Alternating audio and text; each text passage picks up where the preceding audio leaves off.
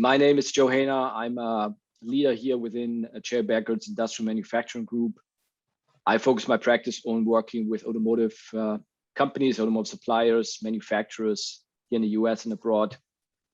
Very excited to be here and have a great representation of folks operating in the automotive space. And glad to be here. From our panel situation, we have Heiko here from Germany, Trade and Invest. We have Bernd from Rheinmetall, North America, and Paul from Gebrüder Weiss, logistic company. Hand it over to Heiko if you want to give a quick, brief introduction, real quick. Thank you very much, Joe. And dear guests, the auto industry is going through turbulent times, disrupted supply chains, missing semiconductors, a turnaround in US climate policy. These are just some of the numerous challenges facing US automakers. Increasing connectivity brings further challenges. An hour is, of course, not enough to discuss all these issues. So today we want to focus on two things, and that is the current trends and the opportunities facing both traditional suppliers and, well, the transport and logistics businesses. Therefore, we have invited industry expert guests, and I'm very much looking forward to hearing more from Bernd and Paul later. So a warm welcome also from my side. My name is Heiko Steinacker. I am correspondent for Germany Trade and Invest in San Francisco. Let us start off with an overview. How is the overall market developing? Sales figures are skyrocketing. Volkswagen sold over a quarter more new cars in the USA in the first 3 quarters of 2021 than in the same period of the previous year, which admittedly was also unusually weak due to the pandemic, of course. Audi, BMW, Daimler, and Porsche, well, they also had strong growth, in some cases even significantly higher than VW.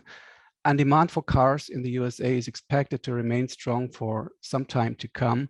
Firstly, because consumer confidence and spending are rising as a result of the economic stimulus packages.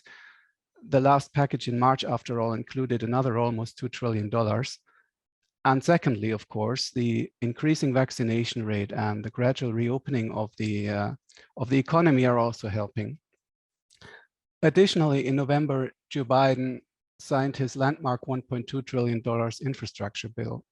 This will also have an impact because it focuses heavily on the administration's automotive priorities, including funding for electric and other fuel alternative vehicle infrastructure. German car exporters in particular have taken a beating in recent years, and I'm alluding to the special tariffs that ex-US President Donald Trump repeatedly threatened at the time. Well, the change of power in the White House was like a collective sigh of relief for them, because this issue, that is special tariffs on US car imports from the EU, now seems to be off the table under Joe Biden. Biden, unlike his predecessors, does not seem keen on trade conflict with the EU. Politically, we're moving in a completely different direction. Additionally, automakers can look forward to a larger transformation in the large American automotive market. After a plant tour at Ford in May, Biden said the future of the auto industry is electric. While the phasing out of internal combustion cars in Germany has not yet been decided politically, as we know, it was a major campaign issue. 11 US states have already set a date for it. The most ambitious is Washington State on the West Coast, which wants to phase out ICE cars as early as 2030. California, Massachusetts, and New Jersey plan to follow in 2035. That is 5 years later after Washington. Biden is now taking charge at the federal level, making changes that his predecessors and thus the US auto industry have so far implemented at best half-heartedly. Now, automakers are stepping on the gas when it comes to e-mobility. GM announced at the beginning of the year that it plans to only build e-cars from 2035 onwards. Ford hasn't yet announced a timetable, at least for the US market, but like GM, it wants to invest double-digit billions in the development of e-mobiles by 2025. VW is also converting its US site in Tennessee completely to EVs. Starting next year, the ID.4 compact SUV and presumably other e-models will be produced there in the future. Simultaneously, fully electric SUVs will start rolling off the production line at the Mercedes-Benz plant in Alabama. According to analyst firm IHS Markit, the share of e-vehicles in all new US registrations will rise exponentially to 10% by 2025. In 2020, the figure was just 2%.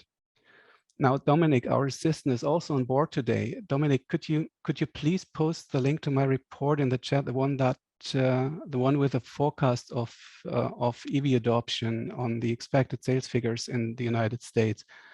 These are interesting forecasts. Thank you very much, Dominic. Now, these are interesting forecasts. You can download these reports free of charge from our website. They are, however, in German language.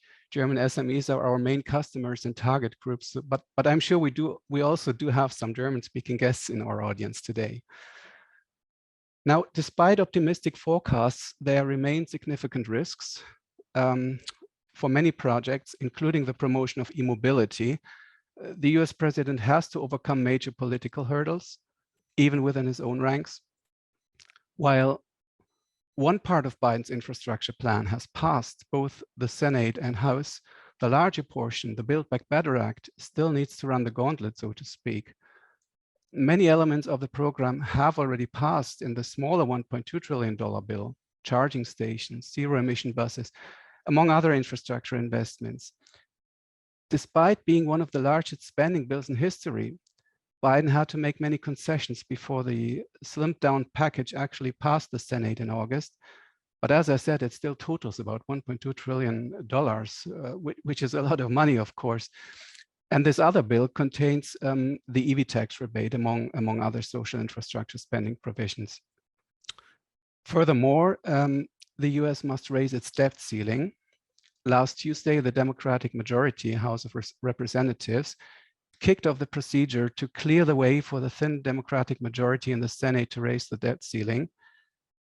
Well, circumvent the filibuster, which the Republican minority could otherwise use to block the process. This would protect the US government from the looming default, which would be disastrous not only for the US economy, but for the global economy writ large.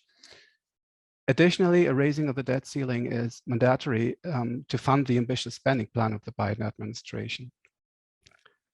Another hurdle, when we talk about hurdles on the way to e-mobility, is the weak supply chain for battery materials. There are only 4 industrial production facilities for lithium-ion batteries in the US, but there is movement on this front. Some time ago, I wrote a report on this topic. Among other things, I discussed investment projects and bottlenecks, which you can download free of us from charge as well. Dominic, please put that link also in the chat.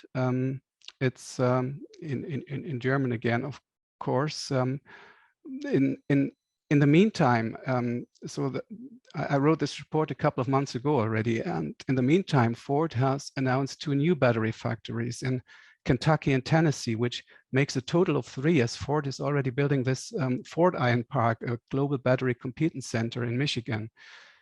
One project in Tennessee, the Blue Oval City, is designed as a vertically integrated ecosystem, and this is also a very important point for the U.S. government because Biden wants to strengthen battery recycling in the country, in addition to battery production and research, creating a more US-based supply chain network. Now, I don't want to go into this topic in any more detail here, but I do want to mention another one, which is also related to the current supply chain discussion. The semiconductor crisis is having an enormous impact on the industry. The automotive industry uses chips in warning and assistance systems, for example. GM and Ford have already had to interrupt their production several times due to missing components this year. And well, German car makers as well, they also expect the semiconductor shortage to continue to slow down their business, well, until at least 2022. By the way, this semiconductor issue didn't just start with Corona. It goes back further to the technology dispute between the US and China that burgeoned in 2018. This is a very wide-ranging topic. If you're interested in learning about this in more detail, we had an intensive and, in my opinion, really exciting panel on this topic with my colleagues in Taipei and Hong Kong as part of the North Rhine-Westphalia Foreign Trade Day in September. In German again. You can find that on YouTube. Also here, Dominic, please beam the link to this in the chat just now. Yeah, thank you very much. In addition to battery production and chip shortages, tighter rules of origin are also keeping automakers on their toes. Things have quieted down a bit around this topic during the Corona crisis, it seems to me. But in July 2020, the NAFTA successor agreement, USMCA, also went into effect, the United States-Mexico-Canada agreement. Now, unfortunately, we don't have the time to discuss everything today. However, we've also published a lot about the USMCA, so I would invite you to check out on our website. The move by some companies to shift more production of parts for the North American market to the USA is, by the way, due less to the USMCA and more to supply chain disruptions in the wake of the Corona crisis. And high freight costs, they do play an important role as well. Two of the topics which I'm very excited to now discuss with Paul from Gebrüder Weiss. Paul, first of all, a very warm welcome also from my side. Thank you. Good morning. Gebrüder Weiss is represented worldwide and also has customers across the globe. You yourself have many here in the US in the automotive sector. How did you in the USA, or better yet, how did your customers experience the pandemic? I mean, many of them are dependent on parts also from Europe. How bad were or other supply chain constraints, or have they largely avoided delays?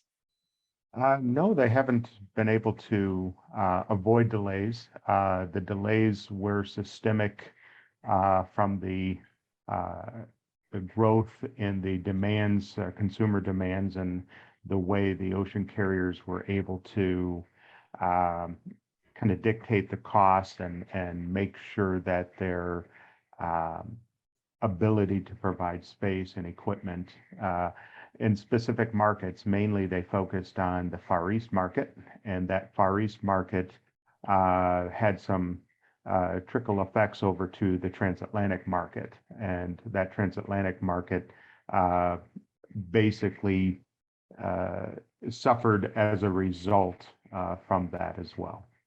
So the ocean freight did go through a very dynamic change in the last 12, 14 months or so. So that increased costs and of course delayed transit times on that. Well, I can hear a little bit. There have been obviously a lot of bottlenecks. Well, at ports, rails, trucks, warehouses. I mean, there has been quite the domino effect. How are your automotive customers coping with this? I mean, safety stocks are certainly a big issue. How can they even plan their warehousing as far as in advance as is now necessary? How are they reacting? What are you telling them? Well, that is a big issue. Storage for their parts has been a problematic scenario because they had these demand forecasts that they provided, and then, as you mentioned earlier, the chip situation slowed down overall production, and up to a point, these parts went into production lines, but after that, they halted, and the ability to store product became more of an issue. People are looking for warehouse space, and that's has been a big issue, and it'll continue to be an issue as the original manufacturers start adjusting their demand planning for parts based on a greater need to have extended volumes of their parts available, and then probably going more so a more frequent forecast as opposed to a weekly or monthly scenario. They're going to create a lot more dynamics in that supply chain and that forecastability for tier 2, tier 3 suppliers into that process. Okay. Are things, would you say, Paul? I mean, safety stocks are a big issue. I understand that. And it's a while ago, I spoke to your colleagues, and I was a bit shocked to hear that he mentioned safety stocks in the automotive sector are up to, I mean, they want to increase them up to eight weeks. This is quite a bit. So that must be a real big domino effect happening there. But can you say from your experience in the logistics sector, Paul, are things moving? Well, is it just about safety stocks, or are things moving more towards diversification, that is finding alternative suppliers, or is it even maybe more about bringing more production closer to the North American market? I mean, these are all issues that have arisen in the pandemic. Yeah, the nearshoring, so to speak, you mentioned earlier about the battery production that is coming a lot closer to the U.S. mainly has a lot to do with the ability to move what would be considered a hazardous material. So that the nearshoring will certainly be part of that. But certainly there are other suppliers. One of the delays of the startup from once the pandemic was evaluated by all the suppliers, the startup had to do with raw materials and as you mentioned, the computer chips and all of these that play a big part. And a vehicle these days is more of a computer than it is what was 10 years ago. So everything kind of plays in, and the technology, and that technology is changing also with automated driving vehicles or autonomous vehicles and that as well. So the number of parts that have to increase, the way the technology changes more dynamically, having those parts available not just for production but for spare parts for repairs, and keeping those parts in stock is a big challenge, and that requires a very dynamic warehousing strategy so that the stock can be viewed not just what's on hand, but what's projected to be on hand or what's required to be on hand by the tier ones and the OEMs for these parts. Yes. Well, I could imagine that it is also a logistical issue within the companies. I mean, they have to serve customers, and I mean, an industry that has long counted on just-in-time production now is now seeing a lot of changes, and customers, well, they probably also think losing a customer is even more costly than investing in new warehouse space now. Yeah. Is that a development you can underline, or does your experience respond to that somehow?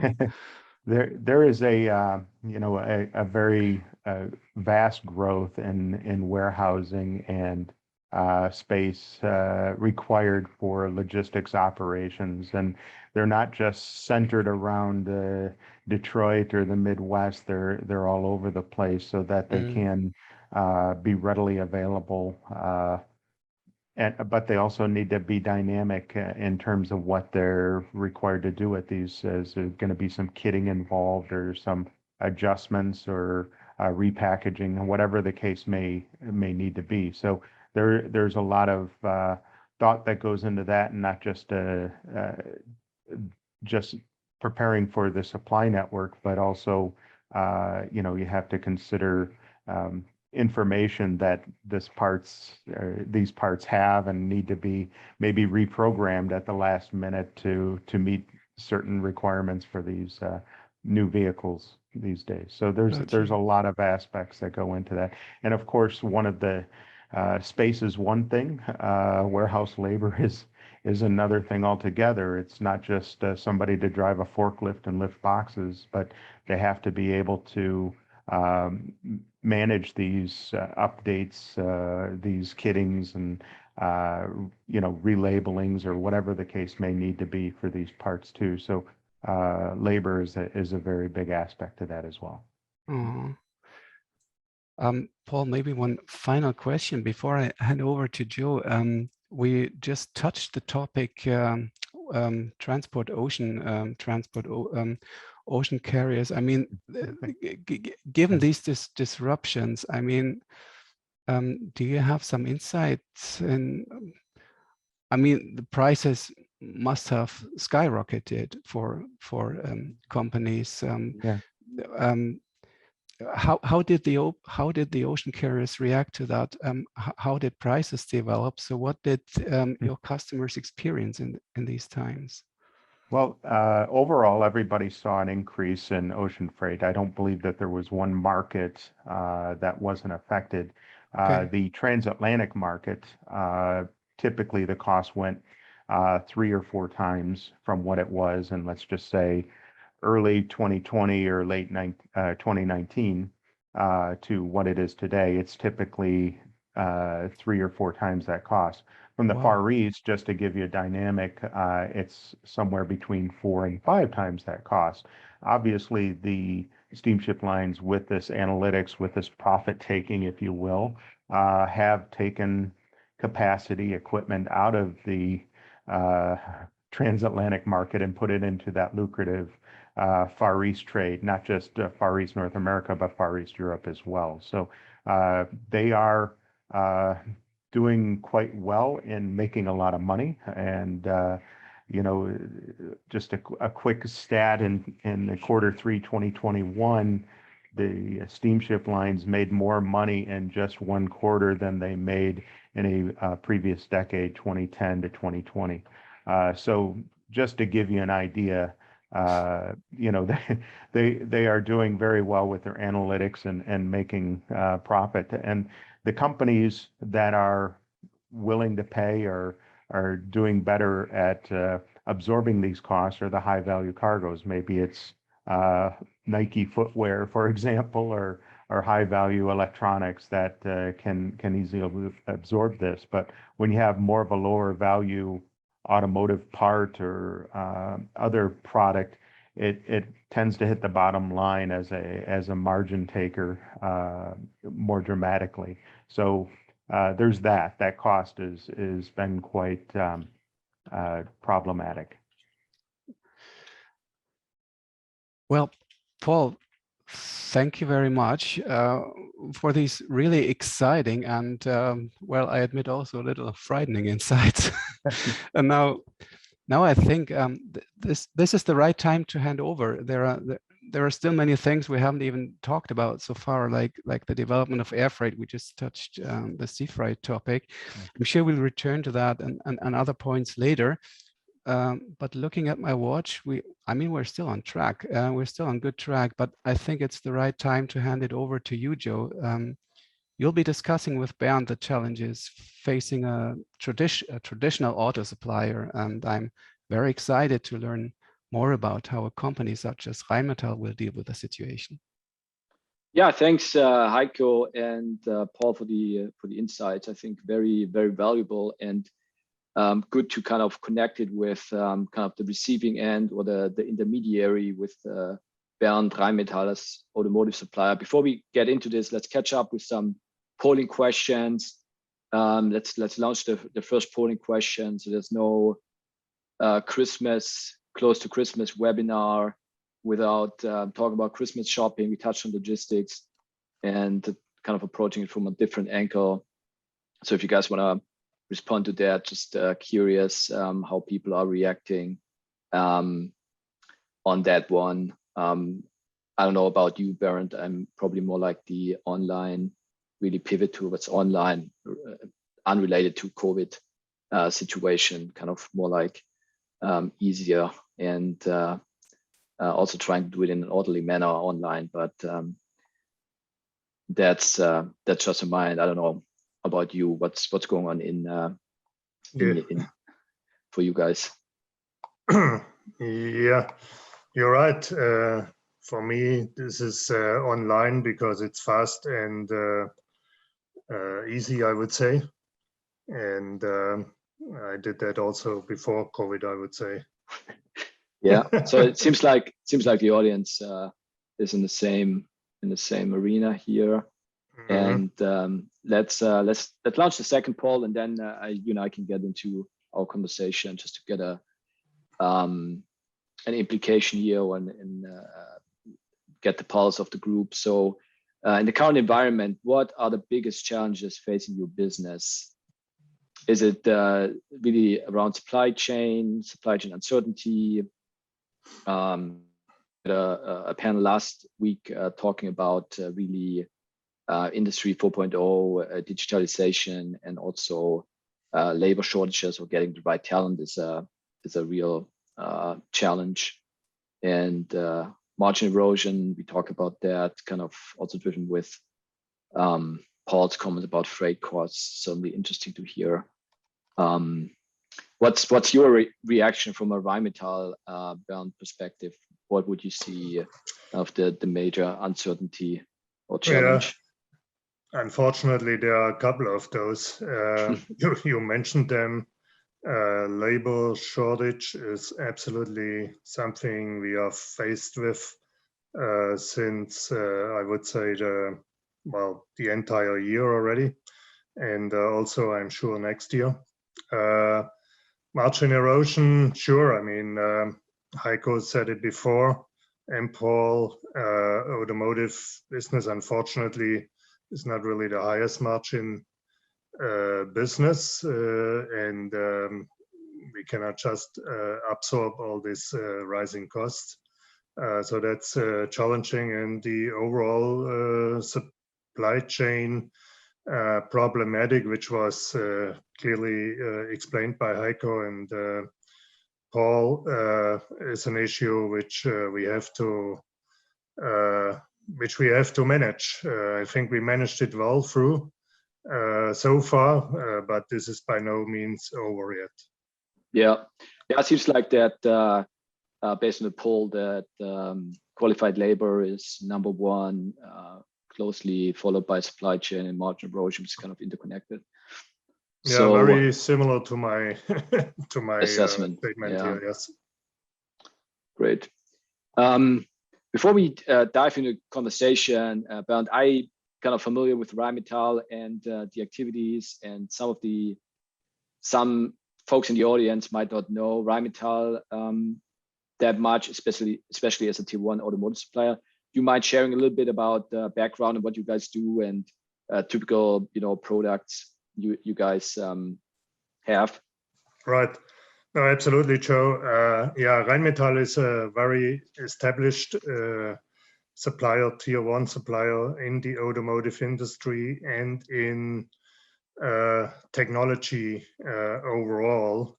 In the automotive industry, we have really a huge variety of products like sensors, actuators, pumps.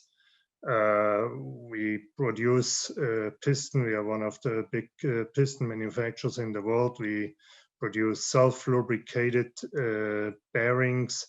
And in addition, we added a couple of new businesses such as suspension products, also lightweight carbon fiber structural parts, and many things more we do in the traditional, I would say, ICE world as well as in the newer EV world. Yeah. So yeah, speaking about that, we heard a lot about the supply chain and what happened in the past, and and kind of big picture, what's happening to the automotive industry, and Heiko kind of touched on this a little bit with the big investments made by Ford here in the US into battery capacities. The government wants to support localization of battery and kind of paving the way for an EV infrastructure. Now, you know, from Rheinmetall's product offering, there's certainly areas like suspensions, lightweight materials, the whole technology piece, which is going to be needed for EV ecosystem as well. How do you guys approach the more traditional combustion engine piston type of business, which Rheinmetall is and was a large player, and there's still going to be needs over the next 30, 40, 50 years. Think about the logistic part, trucks, things like that, where you have like longer distance activities. But how strategically, how are you and how is the organization thinking about these changes? Right. Joe, yeah, there are absolutely those changes. You said it correctly. And of course, this is not only since today. We know that this would come up probably in Europe, even a little bit faster than here in the United States or in North America. But also in North America, this is the writing on the wall. However, there are a couple of things which need to be said to that. As you say, there are parts of the industry which will require products like piston for a long time. Still, this is all in the trucking industry, in the transportation, a lot of transportation, not all, but a lot. And also a lot of off-highway engines will be around with traditional ICE. We are very well placed with our product portfolio in that, so that's definitely the good news. Also, the pickup truck industry, which is really a stronghold here in North America, will, for the foreseeable time, that's what the OEMs told me, and thus will offer ICE engines, though we know there is, for instance, Ford Lightning around, and there will be others to come, which will be also EV driven. So the customer will have the opportunity to choose really the best option for them. And we are very well positioned in that market segment too. So that's really very positive. In addition, of course, we are optimizing our footprint for those products, and we are also using some locations we have to make other products, which is not then exactly a piston, but which is something else which we can make with our equipment, or with some of our equipment we have in our manufacturing portfolio. So I think overall it's challenging, but we have really a well thought out strategy to cope with the challenges down the road. Great. When you mentioned optimizing our footprint, are you also considering changing, going full circle with the supply chain and the related issues, where there are conversations about bringing production to the US or to Mexico for serving the US market? Is that also something you guys are, or you see not only for Rheinmetall, maybe this is like for other tier ones and an activity? And I mean, I can share what I see. We get increased requests and helping clients to run scenarios about, okay, where you want to be strategically in the next 5 years, knowing that supply chain cannot change overnight, right? It's kind of more like a strategic play. Is that something you guys are also actively conducting, or it's kind of a strategy, knowing that it requires quite a bit of CapEx if you want to kind of build up a certain facility or activities? Sure. Yeah, I mean, it's true. That is a topic we are looking into as well, and we are really very active in. Not everything can be done. It needs to be prioritized, I would say. But also, having said that, it was mentioned before, USMCA content is really a big topic anyway in the automotive industry. And with our plants, we are pretty much manufacturing anyway all of our products within the USMCA countries for the automotive industry. So with our plants, with our footprints, we are really very well positioned. Of course, we have also components which we source from other parts of the world. And here, as I said, we are really working in optimizing that, having even more USMCA content on them. And I think we are really very well on track with that as well. Great. Let's pull up the next polling question, which is kind of going into the direction of how to react, or what can be an activity to react or work on these challenges. So from what we see with our clients, there's a big run on M&A. There's a big, some other, the market is really hot around M&A.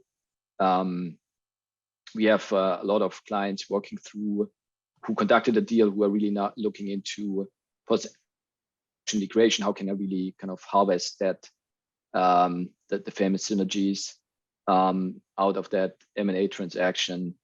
We had a recent poll with our customers, kind of going back to what Heiko was talking about, also in the sense of optimizing Industry 4.0, digitalization, artificial intelligence. So a lot of our clients and companies we work with, they see this as an opportunity. They see this as something to invest in, but it's a little bit too fuzzy or too broad to address it. And just curious, Bernd, from your perspective, if you look at these topics, and happy to share that.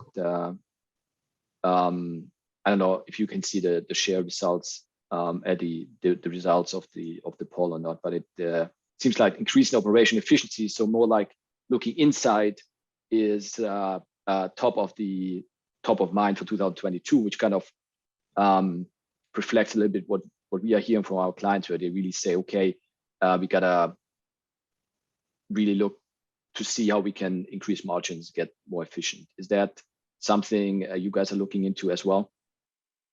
Absolutely. I mean, interestingly enough, I was really right on with all the poll answers so far, and that's something what I clicked here. We need to look into our operational efficiencies, and we always do so, but we will do so even more. And there are always ways to optimize things and to make them more efficient. We have to do that to survive in that industry anyway. But that's not the only thing what we are doing. I mean, Rheinmetall is a German group originally, and it's a corporation at the Frankfurt Stock Exchange, dealt, and it has a lot of firepower, 8 billion euros in sales, 25,000 employees. So not everything is done here only in North America. There's a lot of activities done at the Rheinmetall headquarters. I mean, they are really in clean mobility, for instance, in addition to what I just said, also in a lot of renewable generation of hydrogen and hydrogen storage and distribution, just really to name a few things. So it's really beyond the traditional automotive and technology offerings a supplier like us would have, what the company is working on right now. Great. I think that was very helpful to get a good understanding of the activities and how like a larger global corporation is dealing with these challenges. I would like to ask Heiko and Paul to come back here to the panel, and we can open it up for questions. If you guys, the audience, if you have any questions you would like the panel to address, please feel free to put it in the chat or in the Q&A section. We're happy to talk about it. Now, Heiko, listening to what Bernd was saying, does that kind of reflect with what you are hearing from the manufacturing companies, industrial companies you are interacting with here in the US, or is there anything else you would like to add? Joe, not really. I mean, this is pretty much in line what we're observing from here. And I think it's very interesting that Bernd also mentioned hydrogen at the end. I mean, we're here in California. This is a huge topic for us here. And I remember earlier this year, we had a webinar with colleagues from the German American Chamber of Commerce here. And we also had a colleague from our consulate who was working in Germany on the Wasserstoffstrategie in the German Bundestag. And when he came here 1.5 years ago, he saw the changes going on in California. So we spoke about that quite often. So he was impressed about what was going on in this respect. It's hard to tell whether it will be a big issue nationwide. E-mobility certainly will become. So we're in talk with a lot of suppliers and also automotive companies. And what is happening now? I mean, one part is this 500, is this half of a million charging stations, I think it is, that Biden wants to build nationwide. Once these things come into place, there's a lot of issues in relation to that will be also interesting for German companies here on the US market. So that's the classes we always where are market opportunities, where can German companies engage, offer their products. And so it is not just about building these charging stations, it is about securing them and so on. So this is a real big market ahead. That's what I would possibly like to add to that. Now, I find it a little bit hard to make a smooth change because today, Paul and I were dealing more with the transport, with the logistics side of the issues. And I would like to ask a question, Paul, and I indicated it a little bit earlier, because we've so far only talked about sea freight, but a lot of business in the automotive sector is also done via air freight. And can you tell us a little bit about how the market is developing there? I mean, now that the travel restrictions have once again been lifted at Gebrüder Weiss, you're in constant contact with the carriers. Are there any new developments on the horizon? Are capacities once again improving?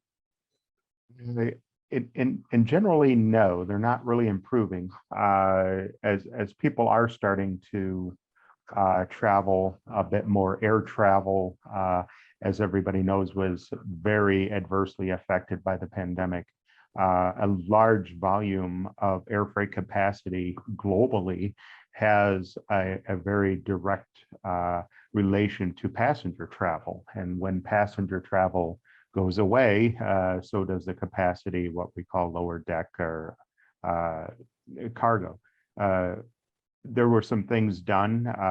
Airlines shifted a little bit. They started having air freight travel in empty passenger seats. You know, we all saw those images.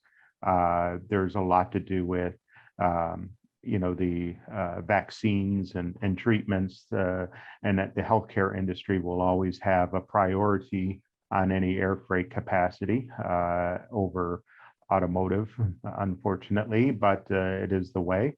And there was an attempt to build some capacity that way, and with capacity comes lower costs. However, that air freight cost never really is going to get back down, and they're like ocean freight is at least 3, maybe 4 times that of what it once was. So the cost per kilo is pretty dramatic, and it's going to probably increase now with fuel costs going as there's more demand, and of course seasonality with Christmas product or end of the year. So air freight is not really any different, and that does create more of a dynamic. We have a lot of customers that are looking for both the ocean costs and the air freight costs, and they're splitting up shipments to see if they can defer some, here or there. And it really is a challenge, because what you have available 1 week capacity pricing may not be available 2 weeks, 3 weeks down the road. So it's quite dynamic, it's unstable, and that lack of passenger cargo has put off a lot of capacity that we once enjoyed and worked with. So unfortunately, it's the same situation. So we have a quick question from the audience here, Heiko, if I may. Sure. So we have one Joe. question here for you guys, and maybe Bernd can go first. What do you see as main drivers for doing acquisitions in the US? Technology, market access, what are the main challenges? What do you see as main drivers for doing acquisitions in the US? And maybe to your point, Bernd, with kind of diversifying or looking into new areas for growth, or kind of getting away from the traditional combustion engine, maybe that goes hand in hand with the question. Right. Yeah, absolutely, Joe. Very true. I mean, that's what we did already. Actually, we didn't really make acquisitions in that regard. We really started our non-ICE business more or less from ground up. So it's basically like a startup within a established organization, right? That's what we did so far. And partnering up, that's another opportunity, of course. Another opportunity would be acquisitions, and that would be pretty much technology and market driven, I would say. On our end, that's correct. So yeah, and it always depends whether any opportunity is around, whether things come to term, whether the organization, the corporation would like to move ahead on that. Again, there are a couple of ways in growing into those markets. It's not only by acquisition, but acquisition is a part of this. That's correct. Yeah, I mean, from our client service perspective, with I do a lot of post-transaction integration topics, more on the back end. I myself, we have a very sizable M&A practice as well. What we see is really that there are a lot of activity, a lot of deals, a lot of companies on the market for sale, or interested in conducting an M&A transactions, really kind of coming down to the strategic fit and being quick enough to basically conduct the due diligence and coming up with a good number, agree on the number for everybody involved. And then on the back end, which is true not only for the US, probably for every acquisition, is really, do I get the value out of that transaction I want to get out of it? And in the end, are you buying it for the assets, for the location, for IP, for customers, what the overall strategy is? But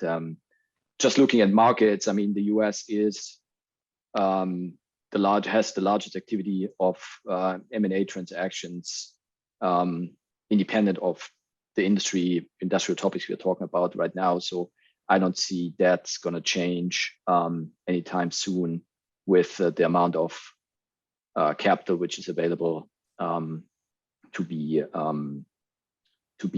putting into place. And we're not even talking about the private equity which is also a huge driver in that space. So hopefully that answers the question. Mhm.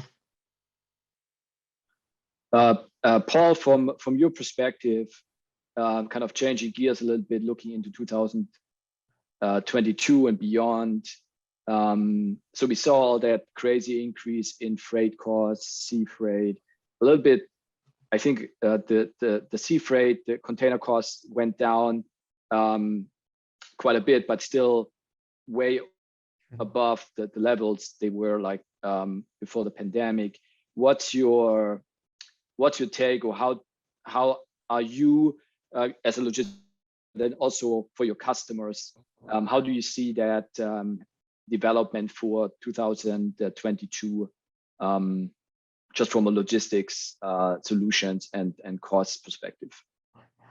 Well, the one main driver with pricing strategies, I think, by the steamship lines have been their ability to create some analytics with the demand for their space, equipment, and they were one of the easiest to react to raise the prices, and provide a service if you're willing to pay the price. And I think those analytics are going to continue. I think pricing is going to be more dynamic, which we don't know what a new normal is yet on the pricing index. I wish we did. It would make the day-to-day a lot easier. But the strategy is going to be based primarily on demand, and there's going to be still a continued seasonality with it, whether it's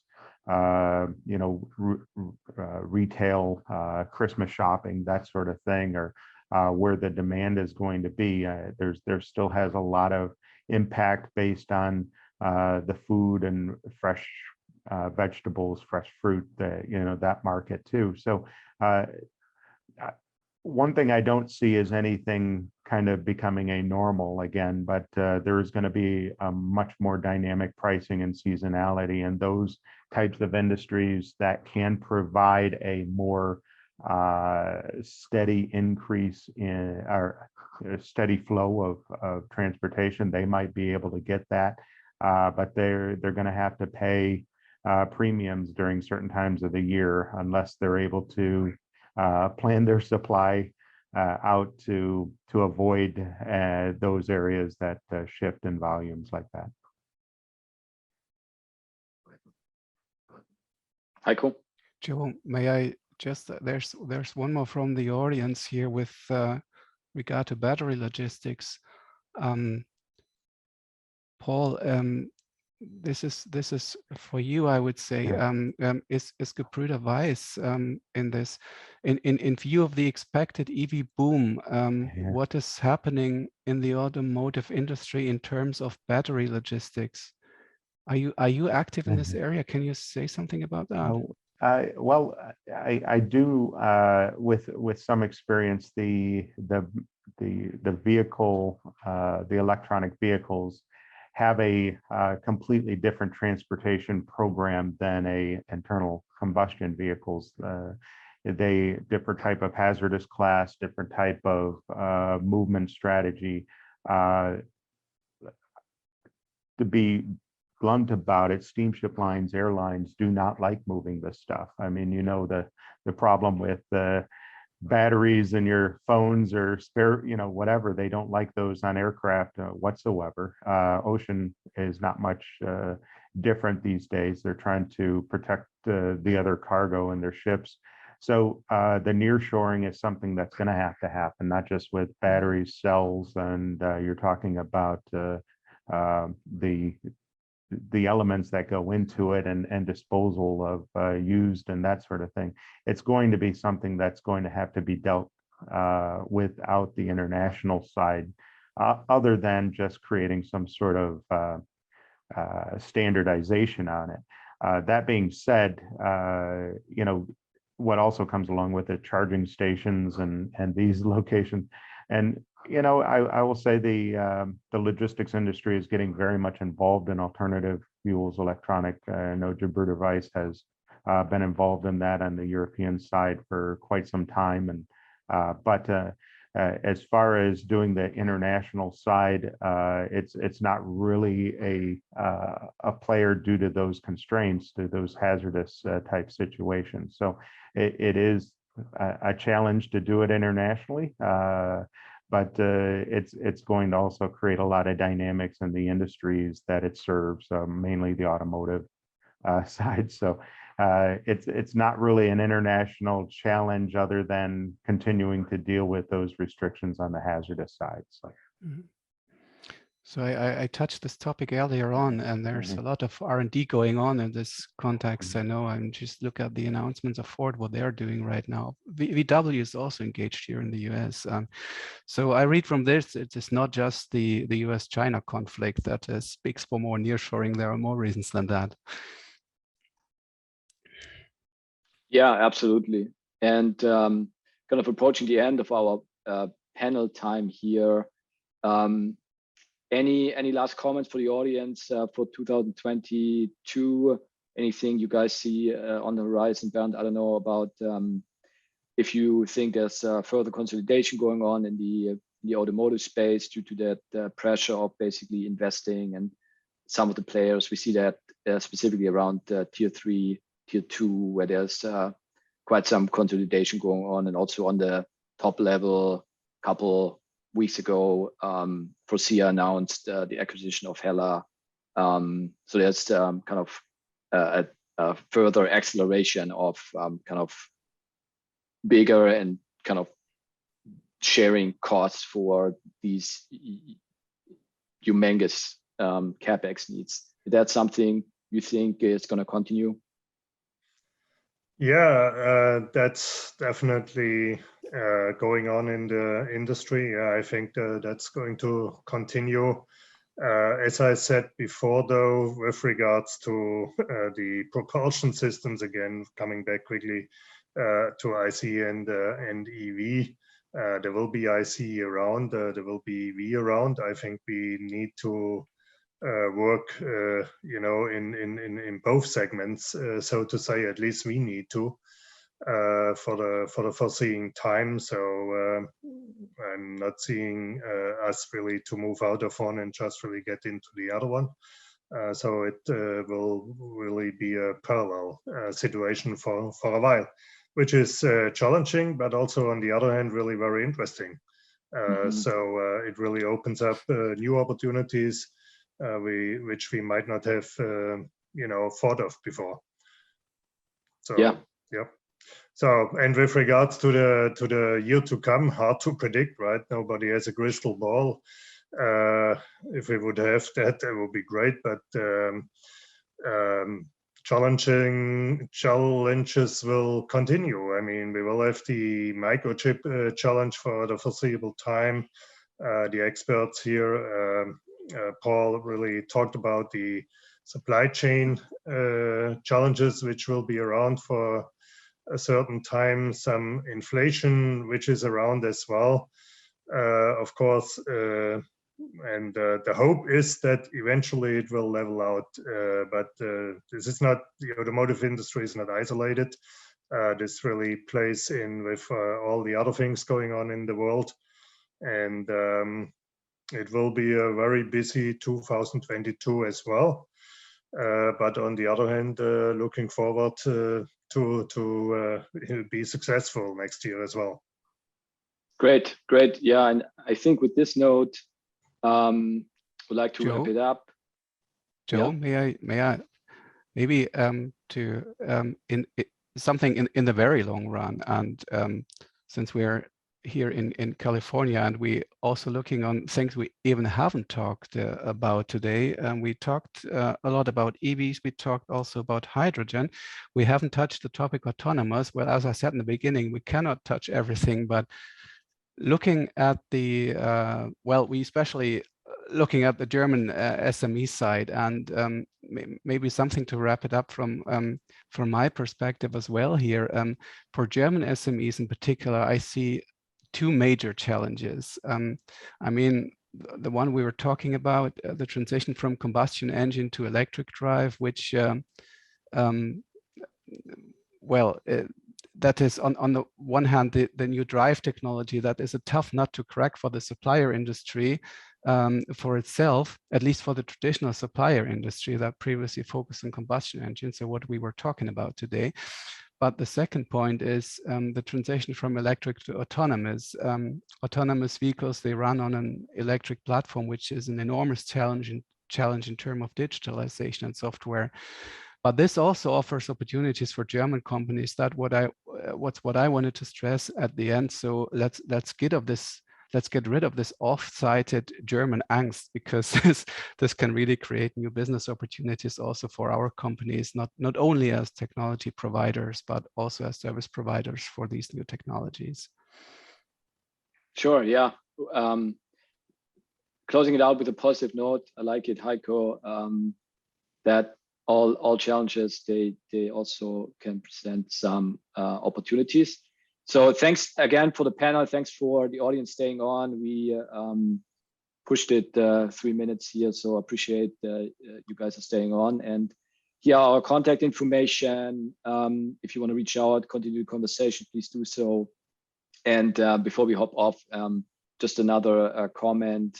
We have another interesting webinar coming up tomorrow. I think it's on the next slide. And just want to invite you guys to join industrial manufacturing.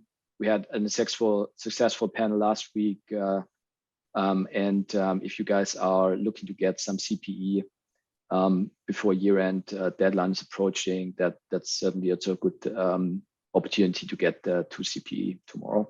Thanks again, and talk soon. Thank you very much. Thank you. Bye. Take care, everyone.